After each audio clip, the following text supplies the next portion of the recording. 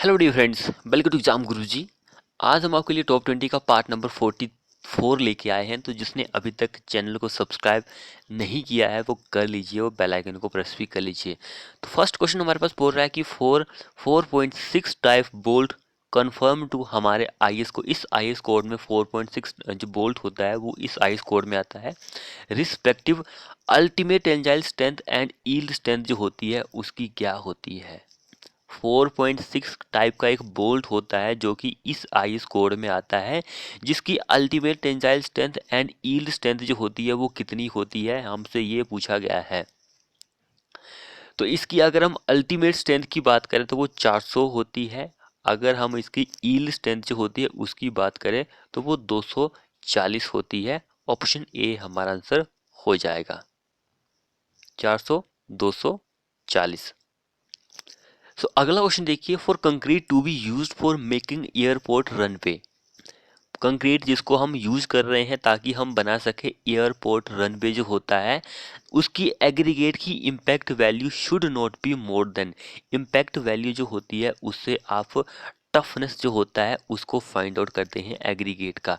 अब impact value जो होती है वो ज़्यादा नहीं होनी चाहिए जो कंक्रीट आप यूज कर रहे हैं एग्री एयरपोर्ट रनवे को बनाने के लिए। तो इस क्वेश्चन में हमारा आंसर हो जाएगा 30% बाय वेट। 30% बाय वेट से ज़्यादा नहीं होना चाहिए एग्रीगेट का इम्पैक्ट वैल्यू। ऑप्शन ए हमारा आंसर हो जाएगा। नेक्स्ट वन क्वेश्चन देखिए, the flood absorption capacity of a reservoir is. Flood absorption capacity जो होती है रेजर्वोयर की वो कितनी होती है। तो वो होती है the storage between F S L and M W L, इसके बीच में होती है। ऑप्शन सी हमारा इस क्वेश्चन में आंसर हो जाएगा। अब अगला क्वेश्चन बोल रहा है certain fix amount from gross rent या फिर income is set aside annually to accumulate the cost of construction when the building life is over it called। उसको हम क्या बोलते हैं, उसको हम बोलते हैं sinking fund. Sinking fund option A हमारा आंसर हो जाएगा।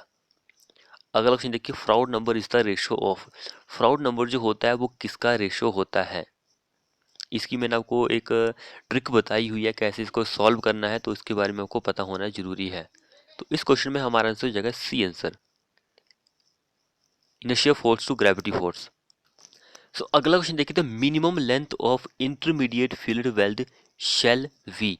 मिनिमम लेंथ जो होती है वो क्या होती है इंटरमीडिएट फील्ड वेल्थ की। वेरी इंपॉर्टेंट क्वेश्चन है ये। तो हमारा आई कोड कहता है 800 2007।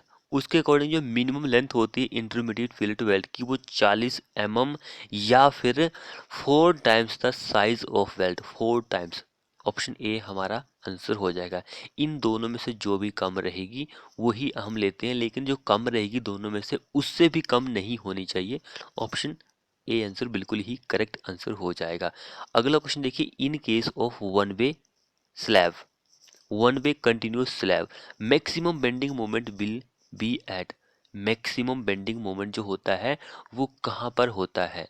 हमारे पास कौन सा केस दिया गया है, वन वे कंटिन्यूस स्लैब दिया गया है। मैक्सिमम बेंडिंग मोमेंट कहाँ पर होगा, तो वो होता है support next to end support. Option C हमारा आंसर हो जाएगा यहाँ पर, एंड स्पोर्ट जो होती है वहां पर होता है। अगला क्वेश्चन देखिए, for a structural element, structural element जो होता है इन स्टील स्ट्रक्चर में विच of the following is in limit state of strength में। कौन सा लिमिट स्टेट ऑफ स्ट्रेंथ में होता है, तो वो होती है टॉर्जन। मरोड़ जो होता है वही होता है, सी हमारा आंसर हो जाएगा। नेक्स्ट क्वेश्चन देखिए, विच of the following is an example of stratified rocks. Stratified rocks का कौन सा एग्जांपल है यहाँ पर, स्ट्रेटिफाइड रॉक्स का कौन सा एग्जांपल होता है यहाँ पर। तो स्ट्रेटिफाइड रॉक्स की अगर हम बात करें तो वो सेडिमेंट्री रॉक्स जो होती है वो इसका एग्जाम्पल होता है। इसकी मैंने आपको ट्रिक भी बताई थी कि एस एस एस कुछ इस तरह का ट्रिक बताई थी, तो अगर आपने वो नहीं देखी है तो आप देख सकते हैं।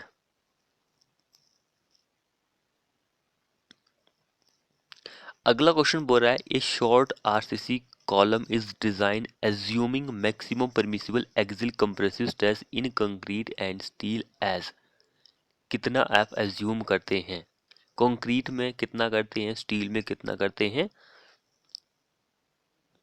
तो कंक्रीट की अगर हम बात करें 0.4 FCK एंड स्टील की बात करें 0.67 FCK FY होता है। ऑप्शन बी हमारा इस क्वेश्चन में आंसर हो जाएगा। ये कंक्रीट के लिए, ये स्टील के लिए maximum permissible axial compressive stress होता है। यहाँ पर कंबाइन करके पूछा था, आपको हो सकता है कि आगे पीछे करके भी पूछा जा सकता है। अगला देखिए, what must be the height of cylinder sample for split tensile strength test of stone if the diameter is 50 mm। अगर उसका डायमीटर 50 mm है तो कितनी होगी। सो जब भी आप स्प्लिट टेंजाइल स्ट्रेंथ टेस्ट जो होता है स्टोन के ऊपर वो करते हैं तो आप सिलिंड्रिकल सैंपल जो होते हैं वो 3 लेते हैं और इनका जो डायमीटर होता है वो 50 mm से कम नहीं होना चाहिए। अगर हम इसके डायमीटर एंड हाइट जो होती है, डायमीटर एंड हाइट की बात, रेशो की बात करें 1:2 होता है, इसलिए यहाँ पर हाइट पूछी गई तो 50 × 2 = 100 हमारे पास आंसर हो जाएगा। सी बिल्कुल करेक्ट आंसर बन जाएगा। अगला क्वेश्चन देखिए, dip of a magnetic needle at equator and pole is respectively. Dip जो होता है मैग्नेटिक नीडल का इक्वेटर एंड पोल पर, वो क्या होता है। तो अगर हम इक्वेटर की बात करें तो वो 0 होता है, पोल पर 90 डिग्री का होता है। 0 90 डिग्री। देखिए ई पहले आता है, पी बाद में आता है, तो इस तरह से आप ट्रिक बना सकते हैं कि भाई 0 पहले आएगा, 90 बाद में आता है, तो इस तरह से ट्रिक भी आपकी हो जाती है यहाँ पर। अगर किसी ने चैनल को सब्सक्राइब नहीं किया है वो कर लीजिए, साथ में बेल आइकन को प्रेस भी कर लीजिए। अगला क्वेश्चन बोल रहा है कि which of the following constituent is maximum in percentage in good brick earth. सबसे पहले आपको ये पता होना चाहिए कि भाई ये जो ब्रिक बनाने के इंग्रेडिएंट होते हैं वो कौन से आईएस कोड में आते हैं, क्योंकि यहाँ से क्वेश्चन बन सकता है आपका। तो वो आता है हमारा 2117। इस आईएस कोड में आपको इंग्रेडिएंट जो होते हैं ब्रिक के, उसके बारे में जानकारी मिल जाएगी। सो अगर हम यहाँ पे मैक्सिमम परसेंटेज की बात करें तो वो सैंड या फिर सिलिका का होता है। सैंड या फिर सिलिका, मोस्टली हम सिलिका को यूज करते हैं, सैंड को भूल जाते हैं। सैंड जो होता है ज़्यादातर नहीं पूछा जाता है, लेकिन अगर हाँ सिलिका की ना दिया हो ऑप्शन में, सैंड दिया हो, तो आप सैंड पर टिक कर सकते हैं, तो वो भी आपका करेक्ट आंसर रहेगा। सिलिका जो होता है मैक्सिमम होता है 30 से 50% इसका परसेंटेज होता है। भाई एल्यूमिना जो होता है वो नहीं होता है, क्योंकि 20 से 30% एल्यूमिना का परसेंटेज होता है, तो मैक्सिमम सिलिका हमारा आंसर हो जाएगा। एल्यूमिना जो होता है 20 से 30% होता है, इसको आप भूल जाइए, तो ये आप याद रखिए। सिल्ट कंटेंट की अगर हम बात करें अप्रोक्सीमेट 50% आपको ये देखने को मिलता है। 50 से भी क्वेश्चन पूछा गया है सिल्ट से।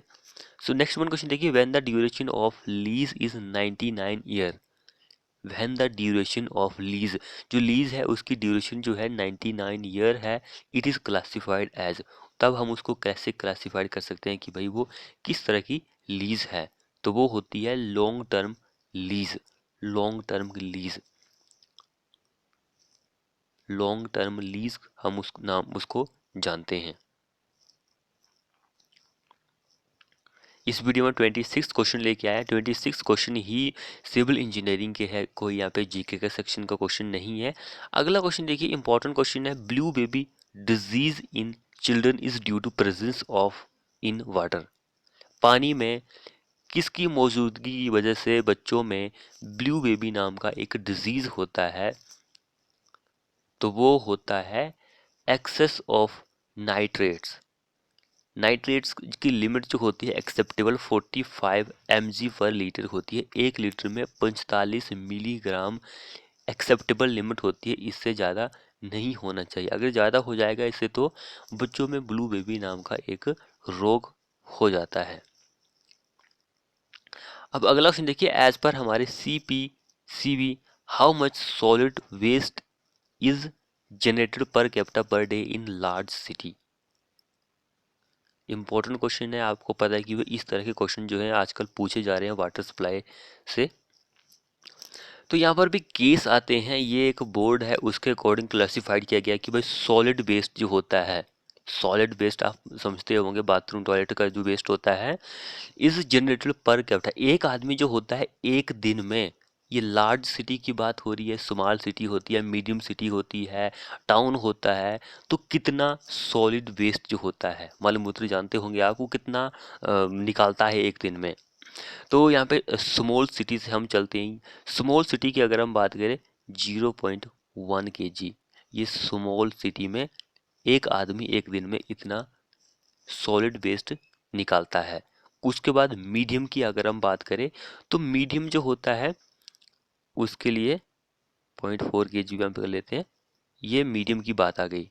मीडियम जो होता है 0.3 kg से लेकर 0.4 kg इतना वेस्ट जो होता है जनरेट करता है। अगर हम टाउन या फिर लार्ज सिटी की बात करें तो वो आधा किलो 0.5 kg इतना सॉलिड वेस्ट जनरेट करता है। ऑप्शन ए हमारा इस क्वेश्चन में आंसर हो जाएगा। अगला क्वेश्चन देखिए, dead man is a term, dead man एक टर्म है जो कि संबंध रखती है कैलकुलेटिंग क्वांटिटी ऑफ, किससे संबंध रखती है, तो वो एक्सकवेशन अर्थवर्क का जो होता है उससे रिलेट करती है। सी हमारा इस क्वेश्चन में आंसर हो जाएगा। नेक्स्ट देखिए, the amount of calcium carbonate in limestone, calcium carbonate जो होता है वो लाइमस्टोन में होता है, is determined by which of the following test, तो उसका अमाउंट फाइंड आउट करने के लिए आप किस टेस्ट को करते हैं।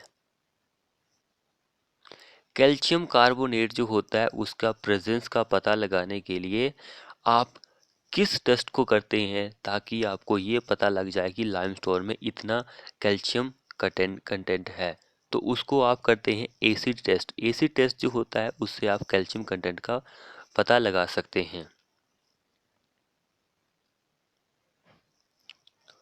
अगला देखिए, to protect ferrous metal sheet from corrosion, ferrous metal की एक शीट होती है, चादर होती है जिसको आपको जंग से बचाना है। They are dipped in a bath of molten zinc, dip आपको डुबानी है bath of molten zinc to add a protective layer of it on sheet, this process is called, उस प्रोसेस को आप बोलते हैं गैल्वेनिशिंग। ऑप्शन बी हमारा answer हो जाएगा। नेक्स्ट में देखिए, what is the minimum area opening exceeding which deduction shall be made while preparing bill of quantity for roof covering and cladding के लिए, क्लैडिंग एंड रूफ कवरिंग के लिए आप कितनी रिडक्शन जो है वो करते हैं। तो इस क्वेश्चन में हमारा जो आंसर हो जाएगा 0.4 मीटर स्क्वायर, ये हमारे इंडियन स्टैंडर्ड 1200 इस आईएस कोड में आता है।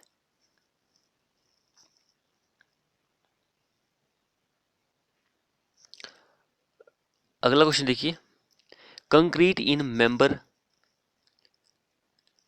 represent by core test shall be considered acceptable if the average equivalent cube strength of core is equal to the at least percentage of cube strength of grade of concrete specified for the corresponding age के लिए। क्या answer रहेगा इस question का, तो इस question का answer रहेगा 85%।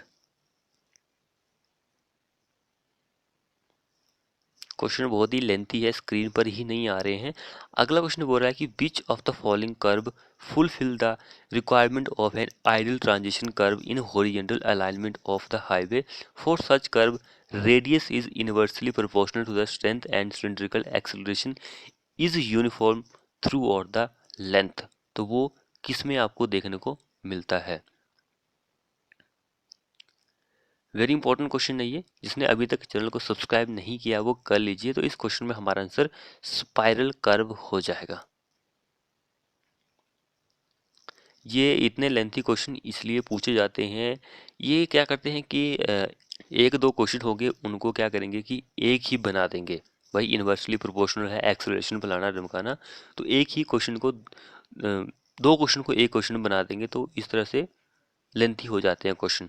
अगला क्वेश्चन देखिए, विच of the following is positive displacement pump, positive displacement pump जो होता है वो कौन सा होता है। अब ये ऐसे क्वेश्चन को देखकर स्टूडेंट ऐसा सोचते हैं कि भाई ये पॉजिटिव पूछा गया तो एक नेगेटिव भी होगा। भाई ये कुछ ऐसा ऐसा कुछ भी नहीं है। क्या है कि जो पंप होते हैं उसको क्लासिफाइड किया गया है दो पार्ट में। एक होता है हमारे पास पॉजिटिव डिस्प्लेसमेंट पंप, दूसरा होता है dynamic pressure pump. Positive displacement pump and dynamic pressure pump, ये दो तरह के पंप को क्लासिफाइड किया गया है। अब इनके भी दो दो पार्ट हैं, इसके भी दो पार्ट हैं, दो टाइप हैं। अगर हम पॉजिटिव डिस्प्लेसमेंट पंप की बात करें, एक इसका होता है रेसिप्रोकास्टिक पंप एंड दूसरा होता है रोटेटरी पंप। रोटरी पंप होता है, रोटरी पंप होता है, एक होता है रेसिप्रोकली पंप। तो यहाँ पे ये दिया गया है तो डी हमारा इस क्वेश्चन में आंसर हो जाएगा। एंड जो डायनामिक प्रेशर पंप होता है, एक होता है इसका सेंट्रीफ्यूगल पंप एंड दूसरा होता है प्रोपेलर पंप। ये इसके दो पार्ट हैं। तो ये है, बाकी यहाँ पे कंफ्यूज होने की जरूरत नहीं है। तो डी हमारा इस क्वेश्चन में आंसर हो जाएगा। अगला क्वेश्चन बोल रहा है कि which of the following is a plantation type of crop. Plantation type की जिस तरह के प्लांट लगाते हैं आप, उस तरह की फसल कौन सी है हमें ये बताना है। कौन है प्लांटेशन की, तो वो होती है टी, चाय। आपको पता है भाई चाय कैसे लगती है। अगला देखिए, when paint is applied in 3 coat. Paint जो होता है, रंग जो होता है 3 कोट में आप लगा रहे हैं, तो first coat is known as. First coat को आप क्या बोलते हैं। तो फर्स्ट कोट को हम बोलते हैं फर्स्ट कोट या फिर प्राइमिंग। प्राइमिंग बी हमारा इस क्वेश्चन में आंसर हो जाएगा। अगला लास्ट क्वेश्चन देखिए हमारे इस वीडियो का। ये क्वेश्चन हमने जो ट्रैफिक सिग्नल था उस वीडियो में डिस्कस किया था। क्वेश्चन बोला कि there are 40 vehicle on a 1 kilometre length of lane of a roadway at a given instant. उसको हम बोलते हैं, इट इज कॉल्ड, उसको हम क्या बोलते हैं। इम्पोर्टेंट क्वेश्चन है ये। तो उसको हम ट्रैफिक डेंसिटी बोलते हैं। जितने भी व्हीकल ट्रैवल कर ले 1 किलोमीटर की लेंथ पर रोडवे पर, उसको ट्रैफिक डेंसिटी ही बोलेंगे। बाकी कुछ नहीं बोलेंगे कि भाई ये एक न्यूमेरिकल है कि इसको हम न्यूमेरिकल फॉर्मूला लगा के सॉल्व करेंगे। तो ये ट्रैफिक डेंसिटी होती है। ऑप्शन सी हमारा आंसर हो जाएगा। तो फ्रेंड्स ये थे हमारे 26 क्वेश्चन। वीडियो को अपने दोस्तों के साथ शेयर करें, चैनल को सब्सक्राइब करें, बेल आइकन को दबाएं, कमेंट जरूर करें कि आपको नेक्स्ट जो वीडियो है वो किस टॉपिक के ऊपर चाहिए, जो हम आपको इंग्लिश में ही कंटेंट प्रोवाइड कर रहे हैं। कई स्टूडेंट हैं कमेंट करते हैं, कई नहीं करते हैं। तो कमेंट करना ज़रूरी है। थोड़ी बहुत आपको डाउट है किसी चैप्टर में तो आप कमेंट कर सकते हैं। थोड़े बहुत क्वेश्चन तो हम आपके लिए करवा ही सकते हैं। मिलते हैं नेक्स्ट वीडियो में।